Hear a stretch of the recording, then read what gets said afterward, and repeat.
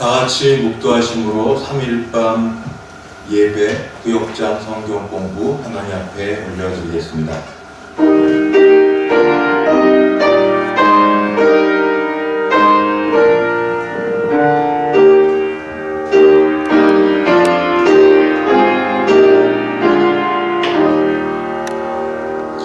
하나님 아버지 감사합니다. 좋은 날, 또 지방선거로 모처럼 쉬는 날 저희가 다시 주 앞에 모여 예배도 드리고 말씀도 공부할 수 있게 하시오니 이 시간이 하나님께 영광이 되고 우리 신앙에 유익되는 시간 되게 하여 주옵소서.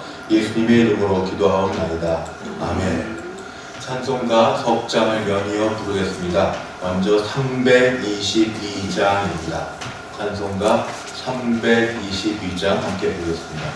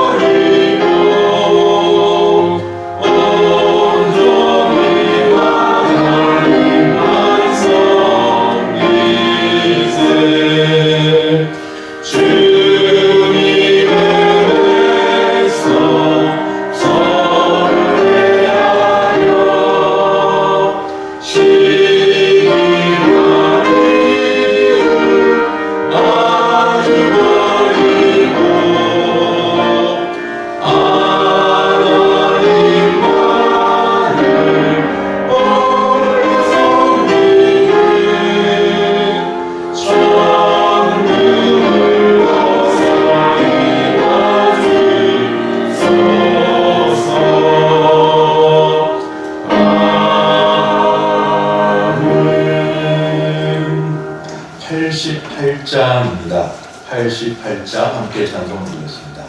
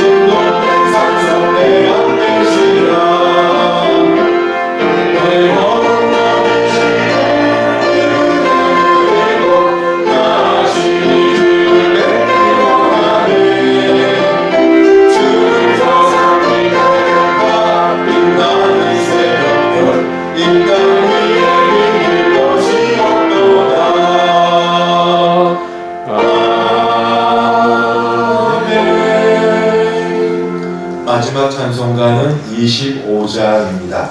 25장 함께 찬송 부르겠습니다.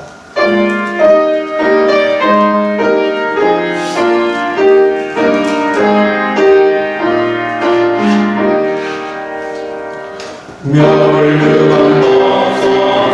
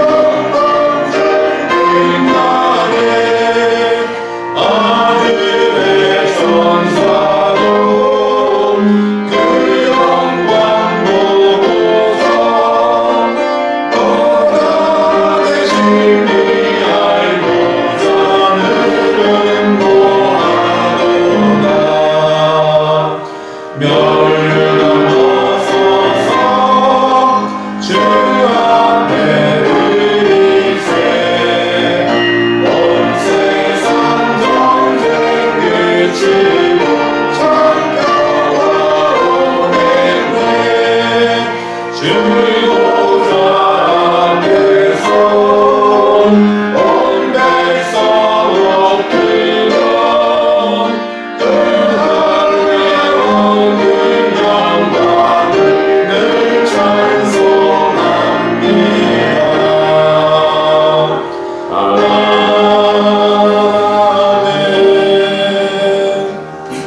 합심하여 기도할 때 세 가지 기도 제목 드리겠습니다. 같이 부른 찬송처럼 주 앞에 나와 예배할 때마다 하늘의 신령한 은혜와 능력을 맛보게 도와주시옵소서. 예배 가운데 하나님의 임재를 체험하는 복됨이 있게 하여 주옵소서. 예배를 위한 기도입니다. 두 번째는 나라를 위한 기도입니다. 복보훈의 날을 맞아 지금까지 이 나라를 지켜주셔서 감사합니다. 전쟁과 가난과 분열 속에서도 이 민족을 붙들어 주셔서 감사합니다. 오늘 또 지방선거 투표를 다 마쳤습니다. 이제 또 선택의 시간을 지나고 있는데 사람마다 생각은 다르지만 미움과 정죄보다 나라를 사랑하는 마음 잃지 않게 하여 주옵소서. 선출되는 지도자들이 하나님을 두려워하는 마음, 공의를 행할 지혜를 주시고 권력이 자기 영광이 아니라 국민을 섬기는 책임감 있는 그런 권력으로 사용되게 하여 주옵소서. 나라를 위해 기도하시고 마지막 세 번째, 교회 이제 6월달을 지내고 7월 맥주감사절을 맞으면서 전도로 나아가려고 합니다. 하나님께서 우리 가운데 같이 함께 예배드릴 사람, 같이 구원의 반열에 이를 사람을 품게 하시고 같이 기도하는 한 달 되게 하여 주옵소서. 예배와 우리 나라와 그리고 전도를 위하여 이 시간 같이 한번 기도하시겠습니다. 아버지 하나님 감사합니다. 이 좋은 날 우리가 정말 전쟁 없이 편안하게 여기저기로 오고 가기도 하고 하나님께서 허락하시는 대로 즐겁게 지내고 또 각각 자기 할 일을 할 수 있게 하시는 좋은 때를 갖게 하셔서 그 시간에 우리가 다른 무엇보다도 가장 좋은 건 예배의 자리를 선택하여 이 자리에 나오려고 할 때 나올 수 있게 하시니 감사합니다. 예배당 문이 열려지고 예배를 드릴 수 있으며 마음껏 신앙을 고백하고 주 앞에 있게 하시니 감사합니다. 이런 공예배마다 공적 집회마다 하나님이 사모하는 심령으로 나와 같이 예배하여서 주시고자 하는 은혜들을 마음껏 맛볼 수 있게 도와주셔서 매 집회가 매 예배가 가장 중요하지만 오늘은 또 오늘 주실 은혜가 넘치게 하여 주시옵소서. 주여 오늘 지방선거 투표를 다 마치고 선택의 시간이 지나가고 있습니다. 사람마다 각각 원하고 바라는 바가 다 다양하게 있지만 그러나 우리 주 안에서 무엇보다 그리스도를 통한 몸이고 형제 자매임을 잊지 말고 도와주셔서 정치적 성향 때문에 서로를 미워하거나 정죄하지 않도록 우리 붙들어 주시옵소서. 그리고 선출되는 지도자들을 아버지 그들의 마음을 깨닫게 하셔서 권력은 하나님으로부터 나와서 우리 사람들 국민들의 마음 가운데 있는가 아버지 하나님을 두려워하고 하나님 위하는 마음을 생각할 수 있도록 주님 도와주시옵시고 권력이 자기의 영광이 아니라 하나님과 백성을 섬기는 데 쓰임받는 귀한 일들로 사용되는 일꾼 되게 하여 주옵소서. 주여 5월 가정의 달을 이제 지내고 아버지 6월달 복보훈의 달을 맞이하고 지내면서 7월달 아버지 리본데이를 앞두고 이제 전도를 생각하고 또 주 앞에 나가고자 합니다. 우리 가정에서 우리 주변에서 꼭 같이 교회에 다니고 싶고 예배를 같이 드리고 싶은 사람을 마음에 품게 하셨으니 마음에 또 이번에 기도하고 작정하는 대로 역사하여 주셔서 하나님께서 일하시는 이들이 이 가운데 나타나 같이 기쁨으로 감격하며 함께 예배할 수 있도록 붙들어 주셔서 특히 전도폭발을 위한 여러분들과 아버지 무교도로 토요전도팀과 각 처소에서 하나님께 부름받아 전도하고자 하는 마음을 가진 사람들의 발걸음과 인기를 주장하여 주시옵소서. 하나님 감사합니다. 이렇게 좋은 날 3일밤 예배 자리에 저희가 있게 하셔서 감사합니다. 진심으로 감사드리오니 우리의 예배와 집회와 그리고 말씀 보는 시간들이 귀하고 소중하여 이 시간들이 하나님이 인도하시고 하나님이 기뻐하시고 하나님 복 주시는 시간 되게 하여 주시옵시고 주님과 만나고 우리 신앙이 고백되는 아버지 귀한 시간 되게 하여 주옵소서. 이 나라 이 땅을 하나님이 지금까지 보호하여 주시고 지켜주셔서 아버지 온 세상에 전쟁의 소문이 가득한 속에서 이 나라가 이렇게 안전히 있음을 믿사오며 하나님 그 은혜가 계속 지속될 수 있도록 붙들어 주시옵소서. 선출되는 지도자들에게 하나님 두려워하는 마음, 백성을 위하는 마음을 갖게 하셔서 성향과 여러 모양은 다를지라도 그러나 각각 잘 섬길 수 있는 지도자들이며 종들 되게 하여 주옵소서. 교회에 이제 남겨주신 영혼 구원하는 일들, 하나님께로 이 모든 사람들 인도하는 일들에 저희들의 말과 그리고 입술과 그리고 마음과 기도를 붙들어 주셔서 아버지 이 일에 아버지 좋은 열매와 결과가 있도록 도와주시옵소서. 주 예수님의 이름으로 기도드리옵나이다. 아멘. 하나님 말씀 봉독하겠습니다. 구약성경 시편 115편입니다. 구약 시편 115편 4절부터 8절까지 구약 115편 4절부터 8절 제가 4절부터 8절까지 봉독하겠습니다. 4절입니다. 그들의 우상들은 은과 금이요 사람이 손으로 만든 것이라. 입이 있어도 말하지 못하며 눈이 있어도 보지 못하며 귀가 있어도 듣지 못하며 코가 있어도 냄새 맡지 못하며 손이 있어도 만지지 못하며 발이 있어도 걷지 못하며 목구멍이 있어도 작은 소리조차 내지 못하느니라. 우상들을 만드는 자들과 그것을 의지하는 자들이 다 그와 같으리로다. 아멘. 네, 오늘 말씀을 읽었으니 우선은 제가 오늘 세 가지 정도로 진행을 하고 싶습니다. 첫 번째는 받은 유임을 총회 본과에서 나온 교육장용 본과 내용을 충실하게 그런 말씀을 전하고, 그다음 두 번째는 제가 볼 때 이 말씀이 구약의 당시 상황은 잘 설명하고 있는데 현대의 상황은 조금 부족한 것 같아서 적용경 또 우리 현대를 살펴보기 위해서 현대의 상황을 좀 살펴보는 걸 두 번째로 하겠고, 세 번째는 좀 민감하긴 한데 제가 공부해왔던 주제이기도 하고 좀 종교다원주의가 붙어서 그렇습니다. 종교다원 상황 속에서 타종교인들과 우상들을 대하는 기독교인의 태도는 어떠해야 되는지에 대해서도 시간이 되는 대로 같이 말씀을 나누어 보도록 하겠습니다.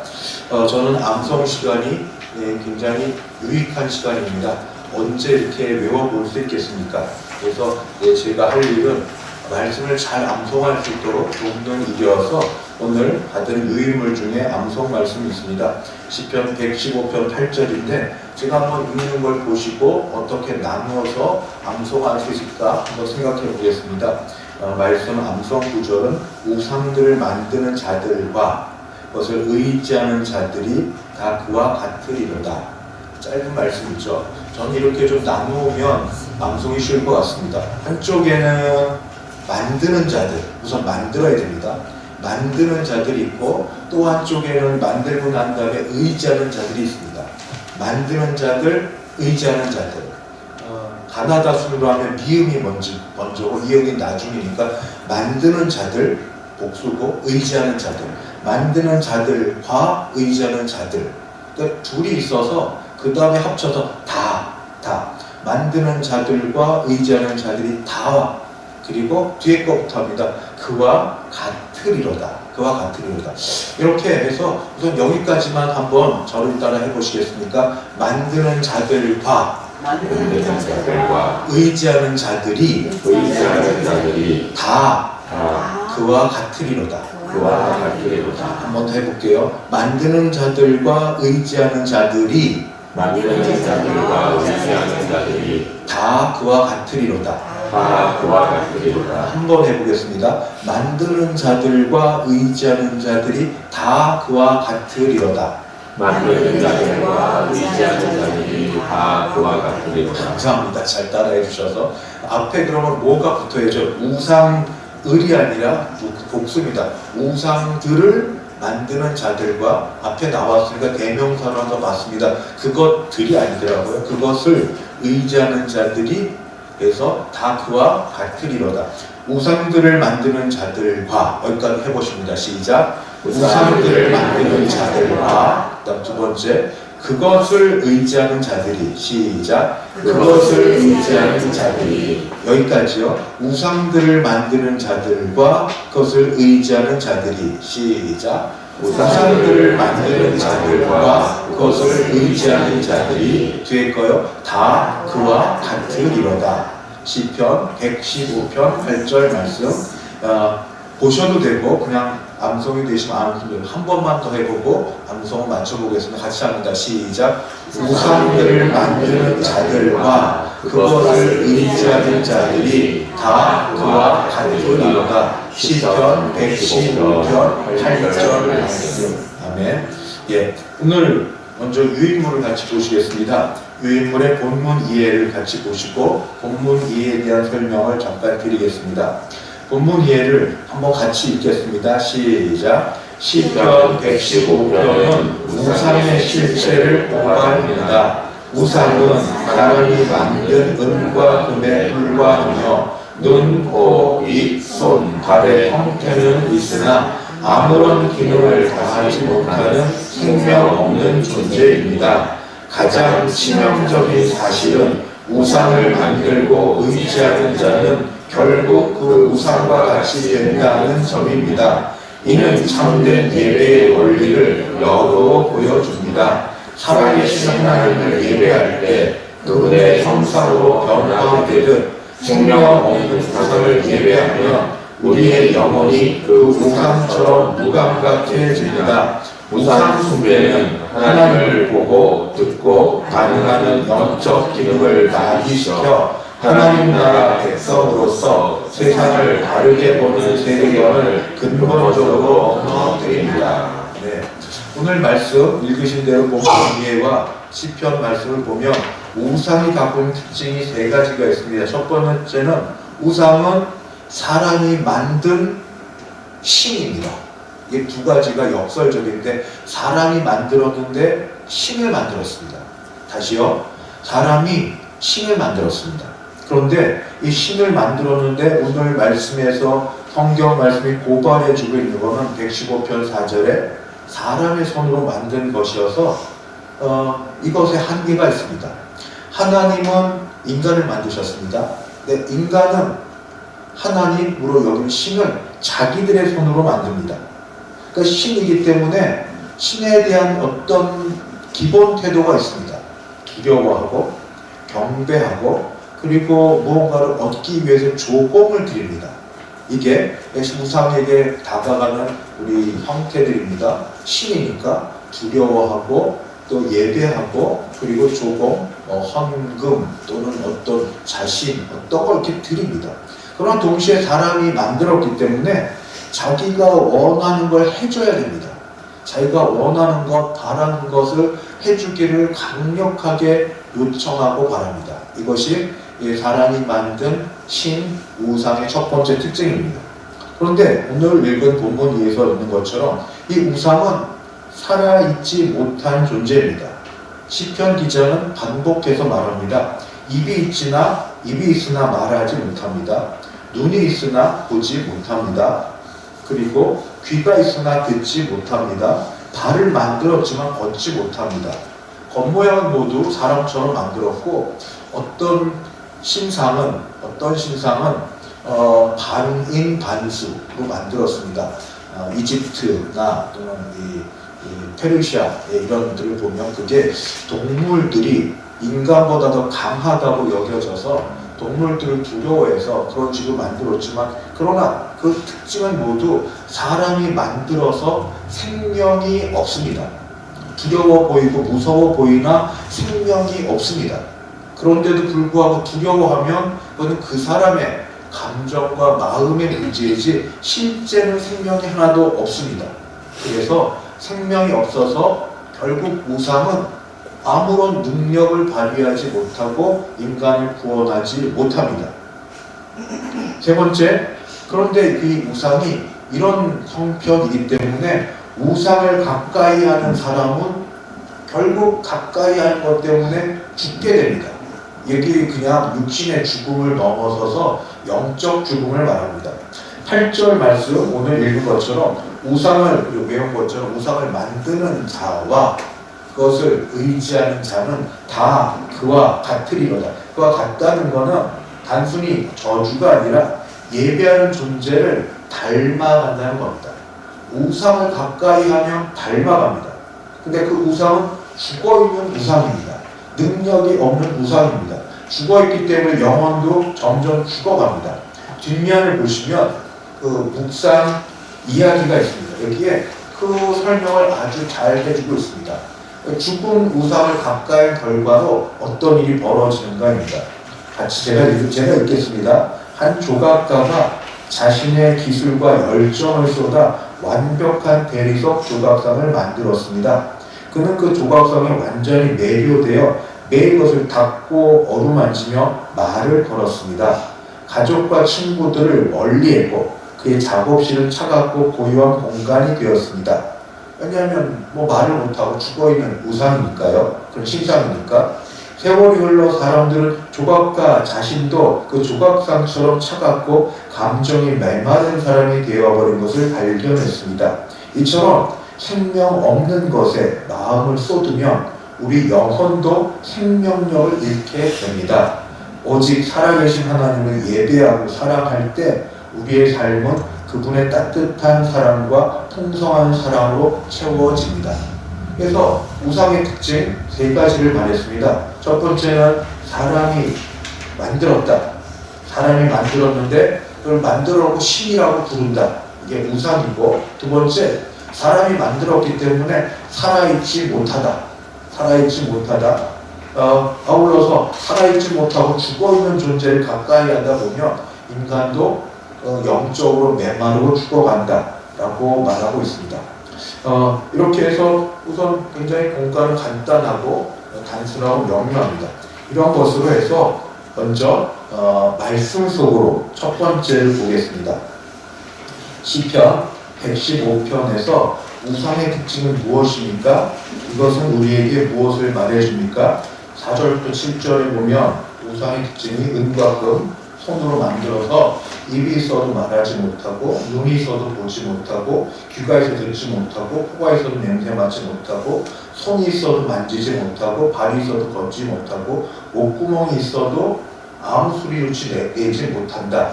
이게 지금 우상을 시편에서 말씀해주고 있는 거고, 결국 이 뜻은 뭐냐면 있으나 마나 아무런 기능을 발휘하지 못하는 존재가 우상이다 하는 것을 바로 1번 문제이고요. 이건 다 아시는 거여서 그렇게 답이 되겠습니다.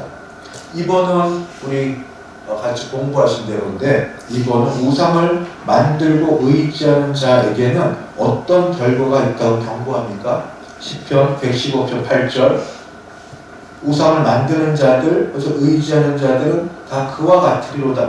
그와 같다는 게 뭘까요? 그와 같으리로다. 우상은 살아있는 존재가 아니어서 결국 죽어간다는 겁니다. 원래 죽어있는 존재고 생명력이 없기 때문에 그와 같은 거는 생명이 없이 생명력을 잃게 되는 그냥 메마른 상태의 사람이 되어간다. 그 묵상 이야기 예화가 잘 이야기해주고 있습니다. 세 번째는 본문에 읽지는 않았는데 그래도 한번 읽고 얘기하면 그렇게 됩니다. 우상처럼 무력하지 않고 하나님의 형상을 드러내기 위하여 무엇을 해야 합니까? 9절에 바로 답이 나옵니다. 이스라엘아, 여호와를 의지하라. 그는 너의 도움이시요 너의 방패시로다. 아론의 집이여, 여호와를 의지하라. 그는 너의 도움이시요 너의 방패시로다.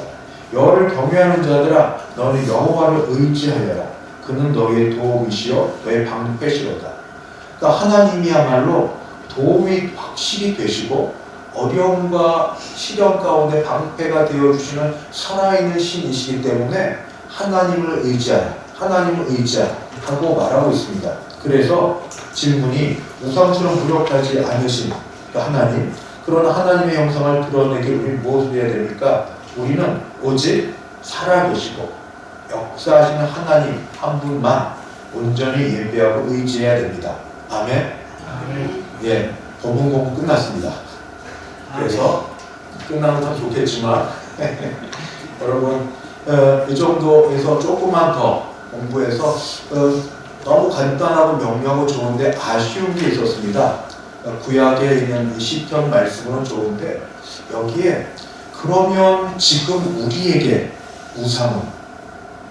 우리에게도 우상은 여러분 뭐 혹시 어떤 산에 가면 꼭 절이 있죠.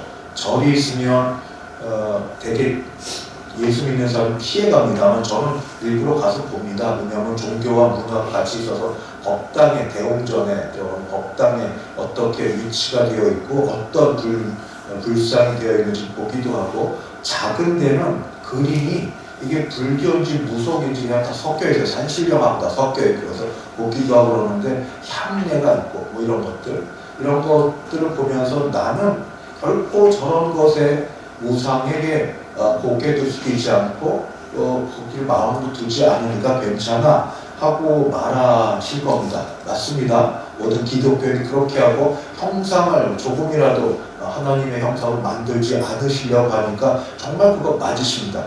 그런데 그런 것만이 현대인에게 우상이라고 말한다면 우리는 우상 숭배하는 자가 아닌데 뭔가 찜찜합니다. 그래서 조금 더 생각해 보니까 제가 옛날에 읽었던 책자 기억이 납니다.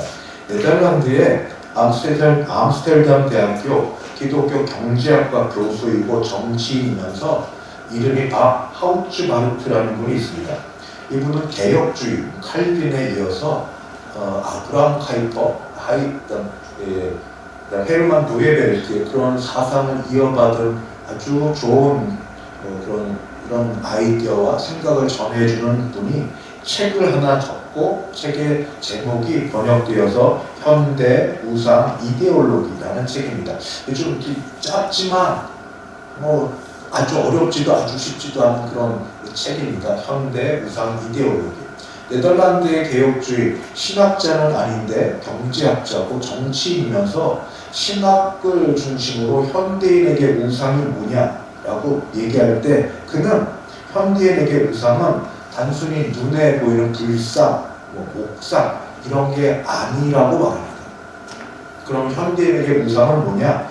제목에서 나온 것처럼 경제 성장이 우상이 되고 과학기술, 요즘은 AI가 우상이 되고 시장, 우리 먹고 사고 파는 이 시장이 우상이 되고 국가, 굉장히 조심스럽게 오늘 지방선거를 마쳤는데 호 불호에 따라 막 우리의 분노 게이지가 올랐다가 떨어졌다가 이렇게 되는 이런 게 우상이 되기도 하고 그 다음에 역사는 진보한다는 진보가 되어야 된다는 진보가 우리 그분 이야기입니다. 진보가 우상이 되기도 하고 이걸로 혁명이 있어야 되고 인간의 자율성을 우상으로 삼고 마지막으로 이념 이데올로기를 우상으로 삼는데 무슨 말이냐면 지금까지 말씀드린 것들 더 있겠지만 이걸 절대화하는 겁니다. 그러니까 하나님의 자리에 한 번 더 말씀드리면 여기 책에 있어요. 경제 성장 잘 살아야 돼요. 그게 우상이에요. 잘 살아야 돼요. 과학기술 계속 발달해야 되고 발전해야 되고 시장 이렇게 시장 경제 돌아가는 것 국가 안보 번영 그 다음에 국가 경쟁력이 세지고 이런 것 진보가 있어야 되고 이걸 왜 혁명이 있고 또 인간의 자율성을 존중하고 이념 이데올로기 이런 것들을 절대화해서 이 자체가 목적이 됩니다. 이게 돼야 돼요. 이게 돼서 다른 기도와 다른 신앙 이걸 종속하고 이걸 붙들어서 이걸 이루기 위한 것으로 빠지게 될 때 이것이 인간을 지배하게 놔둘 때 이거야말로 우상이 된다라고 얘기합니다. 그러니까 우리는 지금 어느 불교 또는 어떤 힌두인들이 섬기는 그런 것을 결코 가까이 하지 않습니다. 본능적으로 싫어합니다. 근데 그거 말고 현대 우리에게 가까이 부딪히는 매일 아침마다 보는 신문 요즘 종이신문 안 보시기도 하지만 또 내가 선호하는 것만 따라 들어오는 스마트폰으로 연결돼서 들어오는 어떤 정치적 어떤 견해들 그 다음에 혹시 주식 하시나요? 난 주식 한 번도 안 해봤는데 주식 이 시장에서 오르고 장세가 어떻게 되는지 이게 정신이 늘 여기 있어요. 언제쯤이 고점이어서 언제 팔아야 되고 언제 되는지 미래를 알고 있으면 좋은데 그게 안 되니까 뭐 이런 것들 또 뭐 여러 가지 현재 필요한 것들이 절대화돼서 그게 늘 마음에 있어요. 기도를 하는데 하나님도 간구하지만 하나님은 이것들을 이루시기 위해 이것들을 이루어줄 수 있는 분으로 붙들고 기도하고 있다면 이것이 현대인에게 우상이 될 수 있다라고 말합니다. 그래서 그분은 이 세 가지 질문을 던집니다. 첫째, 우리는 무엇을 가장 신뢰하는가? 생각해 보세요. 우리 가장 신뢰하는 게 뭔가? 둘째, 우리는 그래서 무엇을 위해 희생하는가? 생명까지는 아니어도 시간을 내고 돈을 쓰고 또는 몸을 들이는데 무엇을 위해 희생할 수 있는가? 그건 무엇? 가장 중요한 거. 이걸 왜 희생을 할 수 있다면 그게 무엇인가? 세 번째, 무엇이 우리의 삶을 지배하는가? 이거 없으면 안 돼. 다른 거는 내가 다 양보해. 이것만은 안 돼. 라고 말할 수 있다면 그게 뭐냐? 다시 세 가지 질문이요. 우리 무엇을 가장 신뢰하는가? 이게 현대인의 우상을 생각하는 그런 조건이라는 거죠. 두 번째, 무엇을 위해 희생할 수 있는가? 예전엔 신앙을 위해 순교의 희생이 있었는데 지금은 그게 아니라 내가 자녀를 위해서라면 또는 내가 뭐를 위해서라면 이런 것들. 그러니까 무엇이 나의 삶을 지배하는가? 이게 바로 우상이 될 수 있다는 겁니다. 시편 115편에서의 우상은 은과 금으로 된 침상이었다면 하우츠바르트가 본 현대인의 우상은 사람들이 다 만들었죠. 다 손으로 만들었습니다. 손으로 만들어서 이전의 우상은 볼 수 있고 만질 수 있는 인간의 형상을 한 그런 우상이었다면 지금 만들어낸 우상은 눈에 보이진 않지만 어떤 무형이지만 절대화된 그 절대입니다. 이건 누가 건드리면 안 돼요. 사상이고 체계고 이런 거를 하우츠바르트는 현대인의 우상이라고 말하고 있습니다. 우리 식으로 좀 더 쉽게 풀어 얘기하면 늘 듣던 이야기를 되돌아가는 겁니다. 하나님보다 나는 뭘 더 의지하는가? 말은 아닌데 사실 어떤 순간이 되면 하나님도 찾지만 더 찾고 있다면 그게 무엇이냐?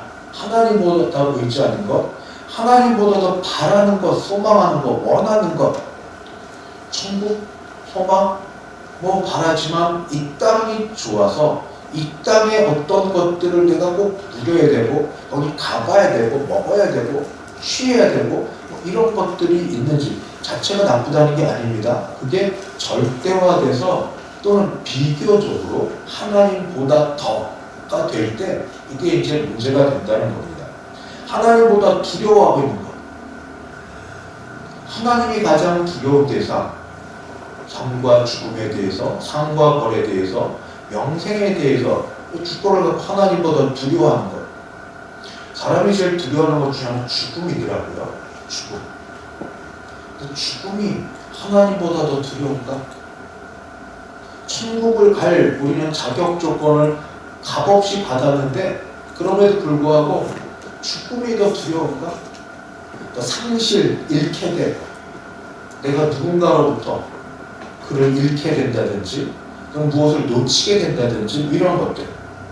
뭐 제일 많이 들었던 설교 때 들었던 말씀이 이거죠. 바로 이걸로 모든 게 중화되는데 하나님보다 더 사랑하는 게 있다면 그게 우상입니다. 제일 많이 들었던 얘기입니다. 하나님보다 더 사랑하는 것. 우리는 아니라고 하지만 그러나 속으로 양심과 그리고 홀로 있을 때 어떤 위급한 때 처해 있을 때 이런 것들이 드러납니다. 사람들은 모를 수 있지만 내 속에서는 그게 있습니다. 그래서 적용, 뭐 너무 잘 아는 적용, 하나님보다 돈을 더 의지하면 돈이 우상이 되고 사람에게 인정받는 게 더 우선이 되면 명예가 우상이 되고 자기 생각을 절대화하게 되면 그때는 자기 자신이 우상이 됩니다. 현대인의 우상은 어떤 건물 안에 어떤 소유물로 갖고 있는 어떤 신상 그런 것들이 아니라 절대화된 자기가 또 만들어낸 어떤 것들이 우상이다 하는 말씀을 드립니다. 그래서 결론은 이 두 번째 결론은 나는 만약 하나님보다 더 신뢰하고 바라고 원하고 사랑하는 게 있으면 뭡니까? 저한테 대답할 게 아니고 그리고 갑자기 나올 수 있는 답도 아닌 것 같습니다. 어느 때 어느 순간이 되어야 그런 것들이 한번 고민하게 되고 심각하게 갈등 가운데 있게 됩니다. 평상시는 모르는데 위기를 한번 경험하게 되면 그때서 나는 괜찮은 신앙인인 줄 알았는데 보니까 못 놓고 있는 게 있구나. 그때 뭐 다른 얘기할 건 없죠. 하나님과 개인적인 문제인데 그런데 그렇게 큰 걱정은 좀 덜할 게 하나님이 사랑하시는 게 다루십니다. 연단하십니다. 그래서 조금씩 놓게 하시고 온전히 다 놓게 되면서 이 땅에서 천국을 경험하며 살게 되면 제일 복된데 쉽지는 않은 것 같습니다. 마지막 세 번째가 좀 민감하지만 그래도 저는 현대를 살아가는 우리에게 꼭 필요한 거라고 생각해서 말씀을 드립니다. 양쪽의 말씀 다 드리겠습니다. 우리가 볼 때 우상들이 있습니다. 법당에는 불상, 정말로 힌두인들이 이것저것 생각하는 여러 조각들 또는 코끼리상, 원숭이상 이런 것들 다 우상입니다. 우리가 볼 때는 그러나 당사자들에게는 그게 우리가 쉽게 폄하하는 것처럼 그렇게 쉬운 게 아닙니다. 우리한테는 단순한 조각상이고 그래서 돌덩이, 헛것, 미신이라고 말하지만 우리는 그렇게 말할 수 있고 또 말합니다. 그러나 그것에 모든 것을 걸고 있고 거기에 모든 자신을 쏟아붓고 있고 거기에 삶의 의미를 두고 있고 그걸 보고 두려워하고 위로를 받고 있고 그것 때문에 그 앞에서 경건하고 그것 때문에 자기가 살아가는 그런 의미를 찾고 있는 사람들이라면 우리가 그렇게 말하는 것 때문에 상처를 받을 수 있습니다. 제가 구분하시죠? 그렇다고 그들을 두둔하는 게 아닌데 현실 이야기를 한 겁니다. 그분들이 우리 이웃 사람이기도 합니다. 그러나 그렇다고 기독교인이 그들을 인정하기 위해서 우리 걸 포기하자는 말도 결코 아닙니다. 성경대로 우리는 삽니다. 성경은 분명히 하나님 외에 절대화된 대상이 있다면 아까 무형의 가치도 그러하거늘 하물며 구약에서 분명히 표현된 눈이 있어도 보지 못하고 입이 있어도 말하지 못하고 귀가 있어도 듣지 못하는 그런 것들 그러니까 형상화된 어떤 신성이 깃들였다는 그것들을 우리는 우상이라고 얘기하고 그 앞에서 경배하면 우상 숭배라고 분명히 말합니다. 10계명은 그것을 하지 말라고 1계명, 2계명에 분명히 하나님이 가르쳐주고 계십니다. 그래서 기억하실 것은 그런 사람들이 주변에 있고 그들이 자기 삶에 경건하고 바르게 살지만 그들이 주장하는 바가 있습니다. 산에 정상이 있고 정상에 오르는 길은 다 다른 길이지만 각각 정상으로 가니 모든 종교는 동등한 가치를 갖고 있지 않냐 하고 말을 합니다. 그들이. 그러나 우리는 그 말을 받아들일 수 없습니다. 왜냐하면 그들이 독단주의라고 얘기합니다. 배타주의라고 얘기합니다. 그래도 우리는 성경을 성경대로 받아들입니다. 성경에서 하나님은 여러 신들 가운데 하나의 신이 결코 아닙니다. 다신론 중에 하나의 그런 그런 일신이 아닙니다. 하나님은 그런 분이 아니시고 누가 뭐라고 해도 배타주의라고 얘기해도 오직 하나님이 인간이 되어서 이 땅에 오셔서 만든 종교라고 얘기하면 뭐하지만 하나님이 스스로 계시하신 그런 종교는 기독교밖에 없습니다. 제가 그냥 신앙 양심과 국절 좀 공부를 했기 때문에 그냥 조금 공부한 티를 내서 말하면 종교 다원주의 대가가 있어요. 존 힉이라는 사람이 있습니다. 이 사람이 기독교인이고 복음주의를 시작했는데 나중에 전쟁을 겪고 나서 그다음에 영국의 버밍엄이라는 상황 속에서 종교인들의 경건한 삶을 보고 나서 전환을 해가지고 결국 종교 다원주의가 됐는데 이 사람이 말하는 게 있습니다. 만약에 성경에 말한 것처럼 하나님이 인간이 되어서 이 땅에 오셔서 인간을 구원하신 게 사실이라면 그런 종교는 참 종교다. 그렇게 얘기합니다. 다시 말씀드립니다. 결국 종교학 책을 이만큼 썼어요. 제가 사놓기만 했습니다. 그래서 종교학자가 돼가지고 기독교를 시작했는데 종교학자로 마칩니다. 만약에 이 세상에 어떤 종교라도 하나님이 신이 직접 인간이 되어서 인간을 구원한 그런 종교가 있다면 그런 종교하면 참 종교다라고 인정을 합니다. 그래서 이 사람이 말 유희를 합니다. 그거는 하나님 인간이 되신 예수님에 대한 성육신 사건을 문자적으로 보지 않습니다. 문자적으로 보지 않고 그것은 상징이고 신화라고 여깁니다. 이게 자유주의 신학자들이 말하는 겁니다. 그렇게 해야만 됩니다. 그래야 모든 종교가 동등한 종교로 가기 때문에 성육신 사건을 신화로 봅니다. 상징으로 봅니다. 언어의 유의로 봅니다. 왜냐하면 사랑하는 사람들 눈에는 누가 뭐래도 최고 사랑하는 존재로 본다는 그런 것에 가서 요한복음을 특히 싫어합니다.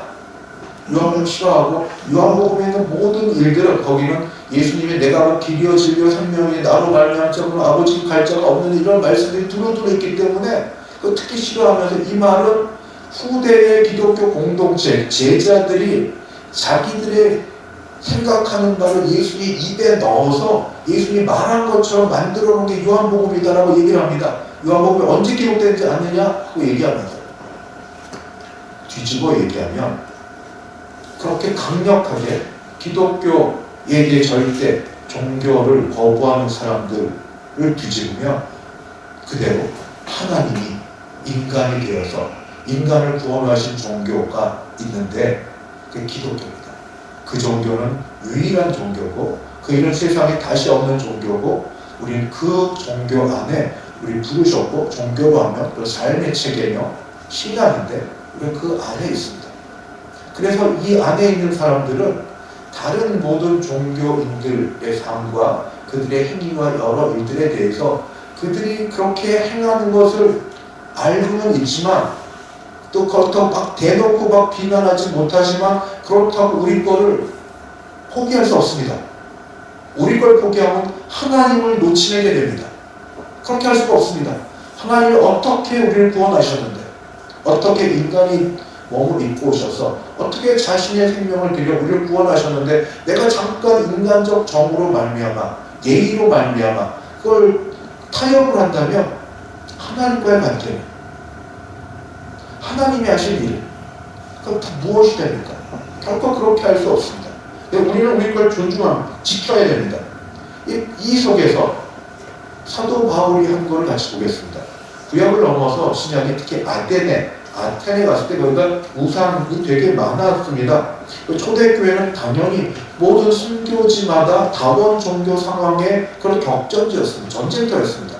사도 바울은 어떻게 했을까요? 가는 곳마다 타종교는 속된 말 때려잡아 죽여야 될 것, 다 성상 다 파괴해버리고 거기에 십자가 깃발 꽂고 그렇게 지냈나요? 사도 바울의 경을 보면 특별히 아테네에 가서 거기 거짓 그런 신상들이 많은 걸 보고 속에 격분했지만 그러나 말이 어떻게 나오는지 압니까?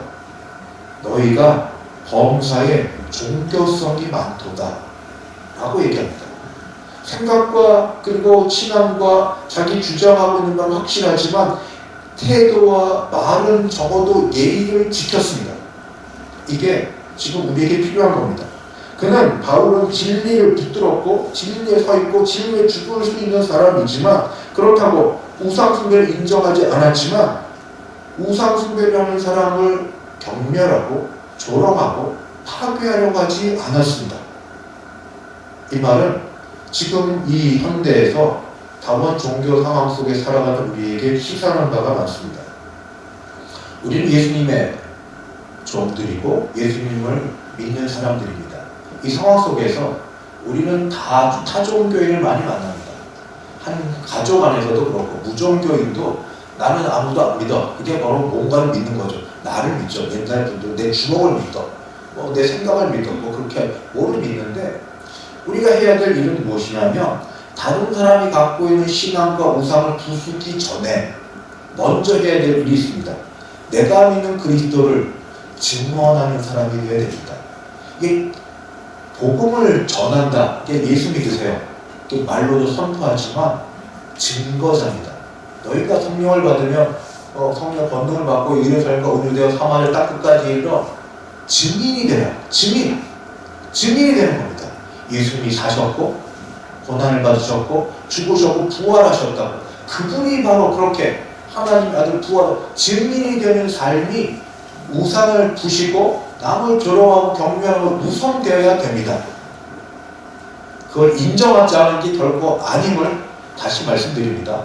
우상을 인정하고 그들 받아들이지 않는 게 아니라 그 상황 속에 우선으로 해야 될 것은 먼저 나부터 챙기자는 겁니다. 나의 신앙부터 해서 역사적으로 왜냐하면 기독교가 십자가를 전하기보다 십자군 전쟁을 통해서 역사 속에 이룬 게 너무 많습니다.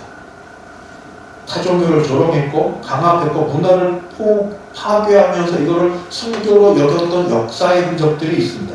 그러나 정말로 성경적으로 신앙을 증거하는 것은 정복보다 증언입니다. 증거하고 진리에 대해서 말로 증언하는 것을 살아내고 그래서 순교합니다. 내 진리가 옳다는 것을 폭력과 힘으로 맞서 싸워 얘기보다 예수님처럼 예수님 어떻게 하셨습니까? 12영대는 천사 군단을 일으켜서 감히 하나님을 능멸하는 저 하찮은 존재들을 끌어내고 하늘에 불이 떨어져야 되는데 그렇지 않고 십자가에서 고난당하고 죽으셨습니다. 우리는 그 예수님을 따르는 종이고 제자들입니다. 예수님이 하신 길을 따라가야 될 사람이기 때문에 당신은 틀렸다라고 외치기도 하고 주장도 하고 싸우기도 해야 됩니다. 학문적인 자리에서 공적인 자리에서 논쟁도 해야 되지만 그러나 그와 더불어 또는 그보다 앞서 해야 될 일은 그들을 불쌍히 여기고 왜 저렇게 헛된 것을 쫓고 있나 왜 허한 갈망 가운데 있는가를 불쌍히 여기면서 우리 그 자리를 예수 믿는 증인으로서 우리가 살아가는 겁니다. 보십시오. 나는 가진 게 없습니다. 나는 배운 게 없습니다. 나는 뭐든지 부족한데 그러나 나는 풍요합니다. 나는 넉넉합니다. 나는 괜찮습니다. 나는 행복합니다. 왜일까요? 내 안에 예수님이 계셔서 내가 그 예수를 붙들고 사니까 나는 예수의 진리 가운데 사니까 내가 증언하고 내가 증거할 거는 바로 이런 삶을 생각하셔서 이 땅과 이 땅 이후에 영생을 주신 예수님을 증거하는 삶입니다. 나는 증언하는 자입니다. 나는 증인입니다. 난 진리를 따라 사는 사람입니다. 하고 이야기해야 됩니다. 그래서 이제 결론으로 가서 우리는 이런 다원 종교 상황 속에 뭘 해야 되냐면 첫째, 분별해야 됩니다. 여러분 유튜브 미드 아주 잘 보십시오. 저는 우리 김 목사님 감사한데 새벽 예배 때마다 이렇게 잘 지적해줘서 여러분 아무거나 쫓아가지 마십시오. 그들보다 적어도 여러분이 자주 접하는 우리 대성교회 교역자들을 조금 더 신뢰하면 안 되겠습니까? 대중적인 사람들이 있지만 그들보다 이 상황을 와서 물어보십시오. 바로 대답 저희가 못할 수 있습니다. 그 많은 관계를 찾아보고 말씀드리겠습니다. 우리가 해야 될 일이니까. 적어도 삶과 사는 것과 모든 것이 함께는 인격 대 인격으로 전달되는 말씀이 있는 것하고 그냥 전파, 방송의 전파로 말의 그 찰나감을 전파하는 것 사이에서 제발 분별하십시오. 제발 분별하십시오. 내가 듣기 좋아하는 것만 들으면서 쏙쏙 들어오는 거기에 그냥 거기에 묶여서 거기 묻혀서 먹혀서 살지 마십시오. 우리는 주님의 종입니다. 우리는 그리스도의 사람입니다.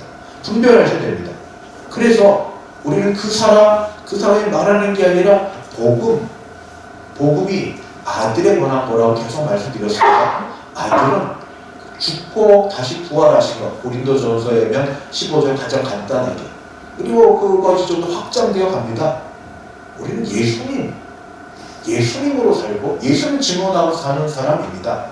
거기에 이름 빌어서 하는 모든 것에 현혹되지 마시고, 잘 모르고 이상하거든 누구나 찾아오시죠. 우리 교육자를 그만하시면 충분히 됩니다.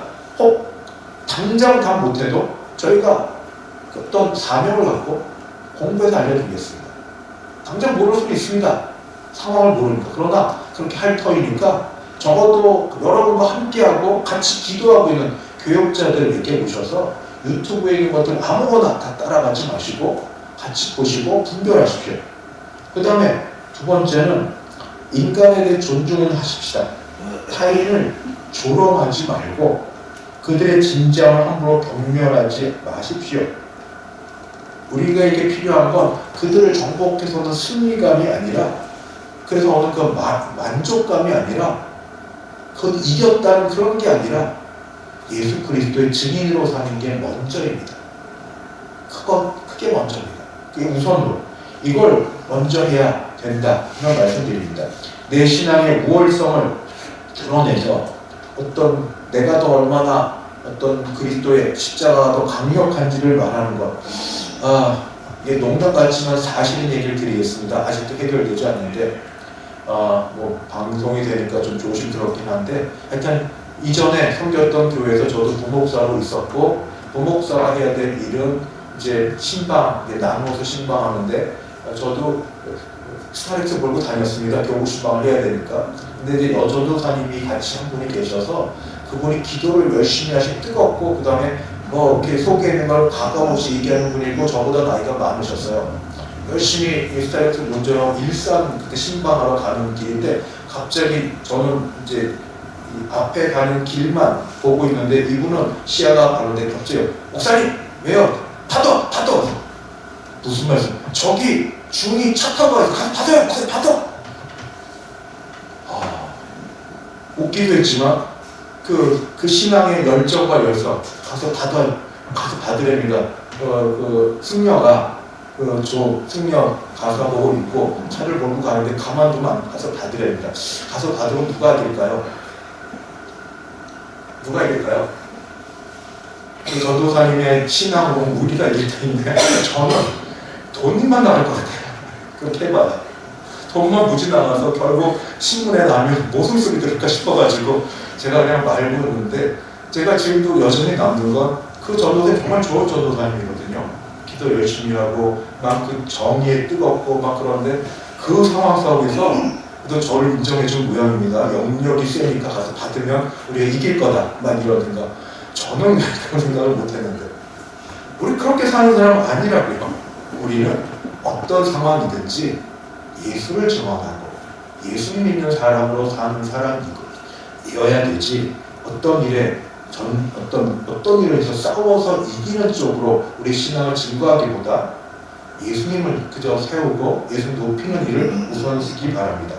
마지막 제일 중요한 것,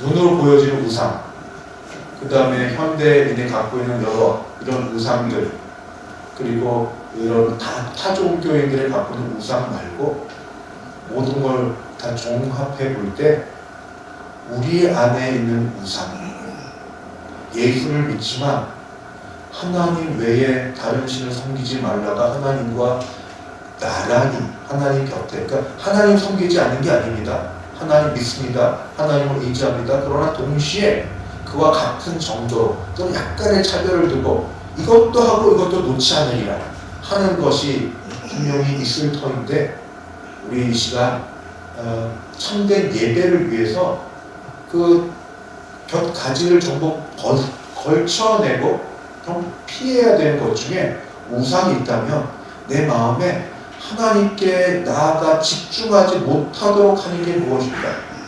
온전히 하나님께 집중하지 못하도록 집착하게 만드는 게 무엇일까? 욕심이기도 하고, 과거에 대한 아쉬움이기도 하고, 미래에 대한 너무 바란 소원이기도 하고, 또는 어떤 물질에 대한 욕심이기도 하고, 무엇이 되었든 관계에 대한 도리다.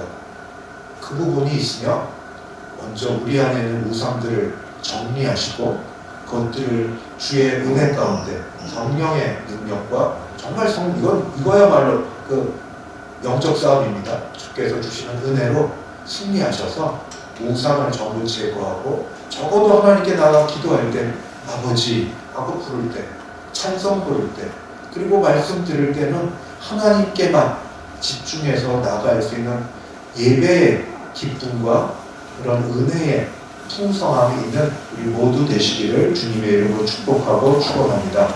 기도하겠습니다. 하나님 아버지, 예배를 잘 드리고 싶습니다.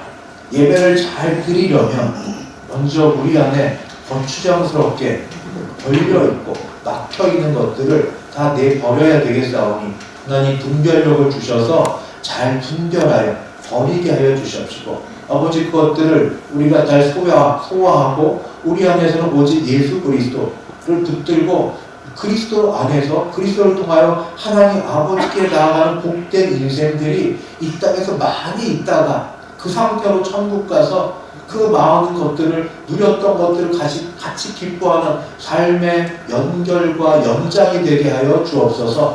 감사드렸고 예수님의 이름으로 기도하옵나이다. 아멘. 지금은 주 예수 그리스도의 은혜와 하나님 아버지의 그 크신 사랑하심과 성령 하나님의 교통케 하심이 참되게 예배하여서 예배함으로 하나님께는 기쁨과 영광을 돌려드리고 우리에게는 복되고 즐거움의 삶을 살기를 소원하고 일어서는 함께 예배하는 모든 주의 백성들 머리 위에 가정 위에 우리 교회 위에 이제부터 영원까지 함께 있을지어다. 아멘.